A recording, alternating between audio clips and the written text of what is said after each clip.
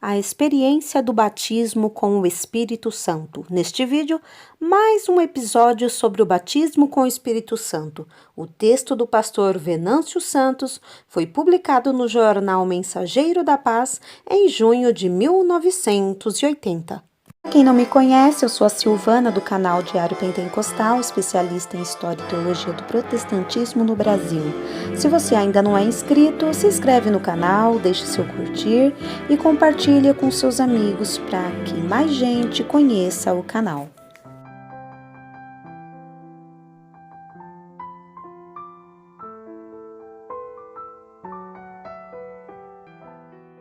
O batismo no Espírito Santo, tal como encontra na Bíblia, é uma experiência comum para os pentecostais.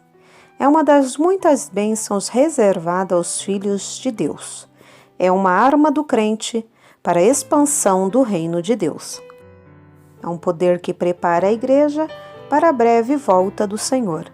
Quer acentuar que o revestimento do poder do alto, como creem e pregam os pentecostais, não é um privilégio somente deles, porque o Senhor Jesus tem uma só igreja que aqui na terra, qual árvore possui diversos ramos, as denominações evangélicas todas ligadas a um mesmo tronco, Cristo, do qual recebem a seiva vital.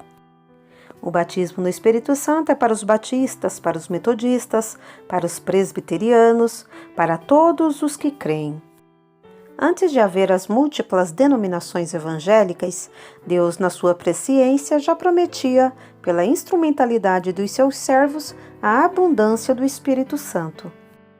O porquê da operação do Espírito Santo no mundo é devido ao fato de que um corpo sem espírito é morto, Tiago 2:26. Mas o eterno plano de Deus é que seu Espírito habite no homem e não em outra parte.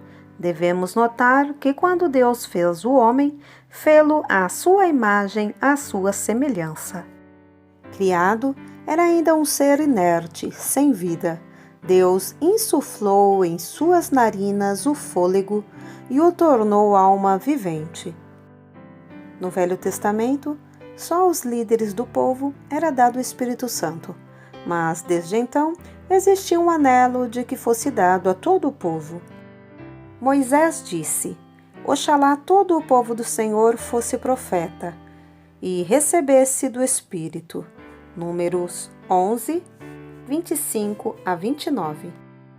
E Joel profetizou: derramarei o meu Espírito. Acerca deste assunto, veja Ezequiel 37:10, Provérbios 1:23, Isaías 44:3. João Batista confirmou a promessa predita pelos profetas que vaticinaram antes dele, Mateus 3:11 e João 1:33. Jesus também a confirmou, João 14, do 16 ao 18, 26, do 15 ao 26 e capítulo 16, versículos dos 7 ao 12. Jesus não somente confirma a promessa, mas também exorta os seus discípulos a esperá-la, Lucas 24:49, Atos 1:5. E, obedientemente, os discípulos põem-se a esperar em oração e consagração, Atos 1, do 12 ao 14, até que se cumpriu a bendita promessa do Pai, Atos 2, do 1 ao 4. Tomamos a 1 de Coríntios 12 e 13 para considerarmos esta frase de Joel 2:28, sobre toda a carne. Há quem pense que o Espírito Santo é infundido até mesmo sobre os incrédulos. Não é isto que Deus prometeu quando disse, sobre toda a carne. A passagem de Coríntios que citamos acima diz que é assunto dispensacional. É Deus revestindo do seu Espírito judeus e gentios indiscriminadamente. Isto vem provar mais uma vez que o batismo no Espírito Santo é para todo o que humildemente se submete à vontade divina. É necessário pedir o batismo no Espírito Santo? Este assunto é muito contraditado, mas quero afirmar pela Bíblia que é necessário pedir o batismo no Espírito Santo, porque esta promessa é qual a demais, cura de enfermidade, perdão de pecado e etc., pois é uma promessa. Todas as promessas que existem na Bíblia são para nós, mas para que as recebamos é imprescindível pedir. Tudo o que recebemos pela oração é promessa concedida. Deus nos dá as promessas pela oração porque Ele quer que oremos. Lucas 11, do 9 ao 13. Jesus prometeu: tudo o que pedirdes em oração, crendo, recebereis. Marcos 21 e 22. Os apóstolos Pedro e Paulo desceram a Samaria, informados de que havia ali novos convertidos ao Senhor Jesus. O que fizeram eles? Oravam sobre os crentes para que recebessem o Espírito Santo. Atos 8, 14 ao 17. O batismo com o Espírito Santo não é a conversão.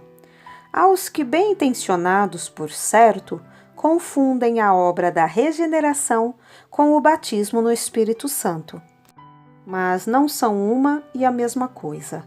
Ainda que a conversão se dê pela oração do Espírito, não é só isso que o Espírito Santo faz. Sua obra prossegue na vida do crente e, dentre as muitas operações do Espírito em nós, após a conversão, uma é o batismo no Espírito Santo. Os apóstolos já eram convertidos, mas não batizados no Espírito Santo. João 15 e 3. Estar limpo é aqui a mesma coisa que estar convertido pela palavra. Compare isso com o nascer da água e do Espírito. João 3 e 5. Em outra ocasião, o Senhor disse que os nomes dos discípulos já estavam escritos nos céus. Lucas 10, 19 e 20. Os samaritanos já eram crentes, mas não haviam recebido o batismo no Espírito Santo. Atos 8, versículos 12, 14, 15 e 17. Os efésios, Atos 19, do 1 ao 7, também já eram crentes, mas não sabiam ainda da promessa do Espírito Santo. Alguns crentes confundem o selo do Espírito Santo com o batismo no Espírito Santo.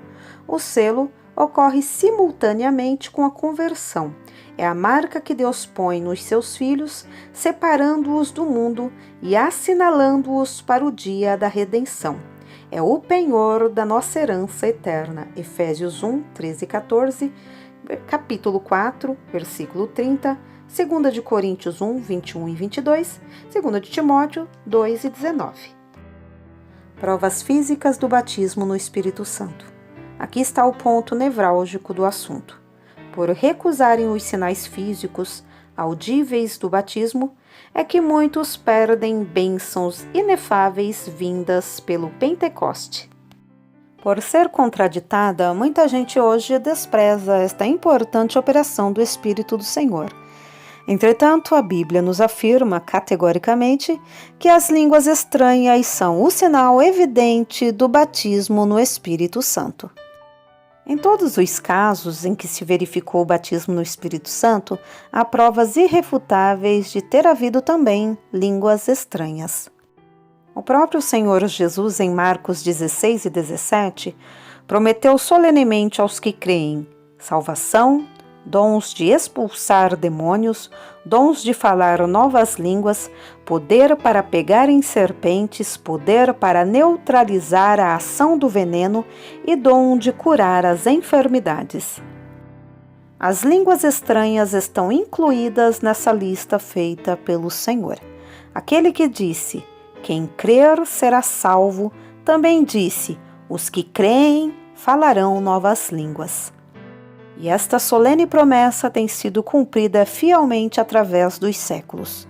Ela teve início no Pentecoste, refletiu-se em Samaria, na casa de Cornélio, em Éfeso e na igreja em Corinto. Nele, Deus opera por intermédio de todos os dons do Espírito, 1 de Coríntios 1 e 7. Houve até excesso na manifestação dos dons, não só da parte de Deus, mas dos crentes dali. Mas ali são provadas as manifestações físicas exteriores do batismo no Espírito Santo. Há duas maneiras de encarar o falar em línguas. No sentido individual, não há limite. 1 de Coríntios 14, 2 e 4. Mas na igreja há. Nas reuniões de evangelização aos coríntios, punha-se a falar línguas e somente línguas. E isso é excesso, porque os pecadores precisam da pregação ungida da palavra de Deus. 1 Coríntios 14, 23. As línguas individuais são aquelas que o crente fala consigo mesmo e com Deus, e servem de edificação pessoal, por cuja interpretação deve-se orar e não estudar. Ao falar línguas, o crente dá bem as graças, mas o outro não é edificado.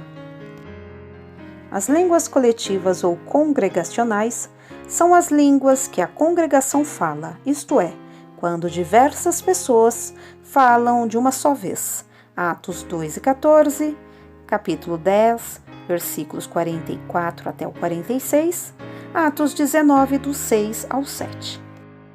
Isso não deve acontecer numa reunião onde há necessidade de expressões inteligíveis para edificação recíproca e não apenas particular. Damos graças a Deus que existem estes escritos de Paulo que normalizam as línguas numa reunião pentecostal. Se a igreja de Corinto fosse como muitas hoje, que combatem a ferro e fogo o fenômeno de línguas, não haveria necessidade de o Espírito Santo dirigir Paulo a escrever sobre isso. Portanto, com base afirmamos que as igrejas primitivas eram pentecostais. Qual das duas espécies de línguas Paulo proibiu? Congregacional ou individual? Não proibiu nenhuma das duas. Pelo contrário, acentuou o valor de falar em línguas quando deu graças a Deus, porque falava mais línguas do que todos os coríntios, e encorajou os escandalizados, dizendo: não proibais falar em línguas. Com que autoridade muitos hoje proíbem o falar em línguas? O necessário os pentecostais experimentados estão fazendo, pôr as coisas em ordem para que haja edificação, progresso, alegria, pureza. Seja-nos permitido citar um dos mais laureados escritores presbiterianos, o Dr. William Head. Disse ele: há casos em que a emoção tem sido usada em excesso, mas comumente é canalizada pela Assembleia de Deus, que a utiliza para fins construtivos. A existência de vidas transformadas e um crescimento vigoroso, embora com alguns excessos, é melhor do que igrejas estagnadas, cristãos apenas de nome no seu formalismo frio. Este escritor é um poderoso apologista do movimento pentecostal, não obstante ser presbiteriano até debaixo d'água, segundo sua própria expressão.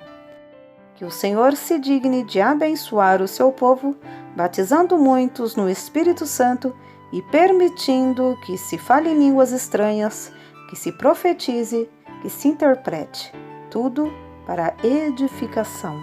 Amém.